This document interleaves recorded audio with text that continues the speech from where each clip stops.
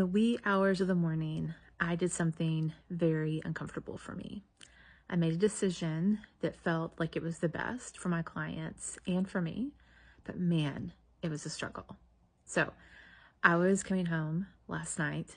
Well, yesterday, my trip started earlier in the day, and I started my journey, and first thing, delays, right? Delays.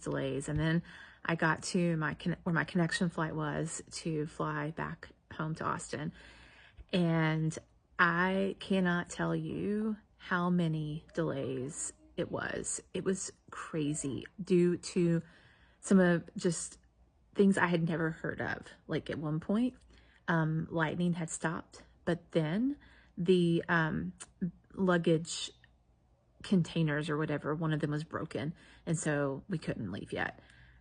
We were an angsty, exhausted group, and when I finally got on the plane, we were ready to go, and then I can't even explain it because the pilot was literally walking around. The flight attendant stopped talking to us. The pilot was talking to us because it was so bad. We sat in the plane for 2 hours. 2 hours, because I think lightning, and then something about getting water on, and then there was going to be weather in Austin, so they said they needed more fuel. It was crazy. So at about I think it was like 1 a.m, I finally was like, all right, I'm calling it. We're not going to get home. I'm not going to get home until 3. I got home at 4:30 a.m. I was like, I cannot see clients, at least in the morning. I gotta cancel. So I emailed 4 of my sessions for that day, because it was the morning already. And it was kind of uncomfortable, because a couple of them were newer clients, and I wonder, like, what is that going to feel like to them? So this is what I want to say. Taking care of yourself is taking care of your clients. There's no way I would have been able to offer them the kind of presence they were paying for and deserved.